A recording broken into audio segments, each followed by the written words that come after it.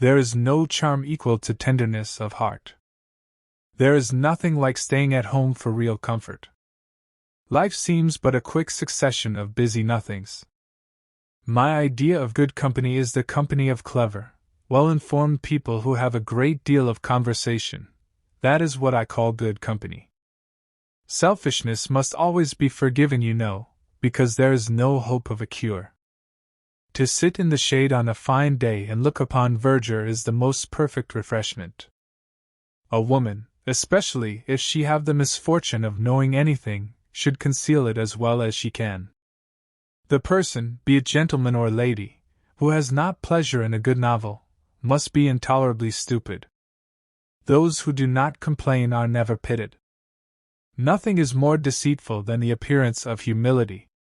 It is often only carelessness of opinion, and sometimes an indirect boast.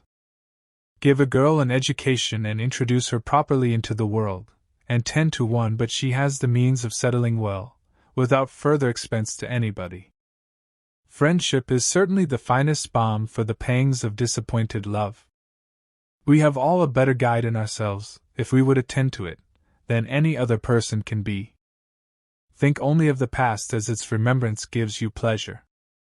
Vanity and pride are different things, though the words are often used synonymously. A person may be proud without being vain. Pride relates more to our opinion of ourselves, vanity, to what we would have others think of us.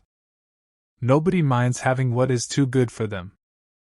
The more I know of the world, the more I am convinced that I shall never see a man whom I can really love. Woman is fine for her own satisfaction alone. No man will admire her the more, no woman will like her the better for it. Neatness and fashion are enough for the former, and a something of shabbiness or impropriety will be most endearing to the latter. There are people, who the more you do for them, the less they will do for themselves. What is right to be done cannot be done too soon. We do not look in our great cities for our best morality.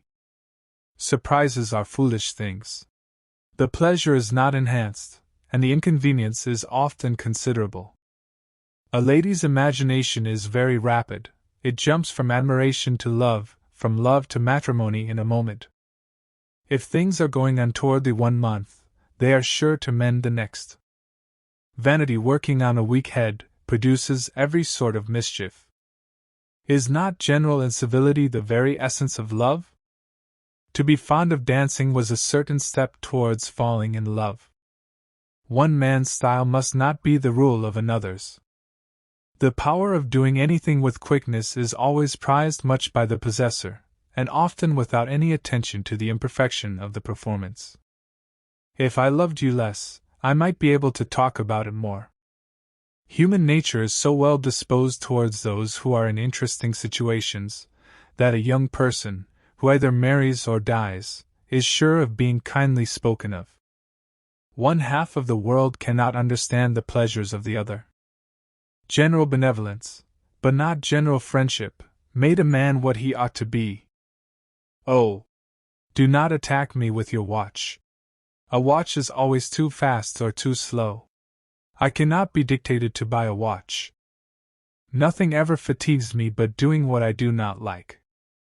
I do not want people to be very agreeable, as it saves me the trouble of liking them a great deal.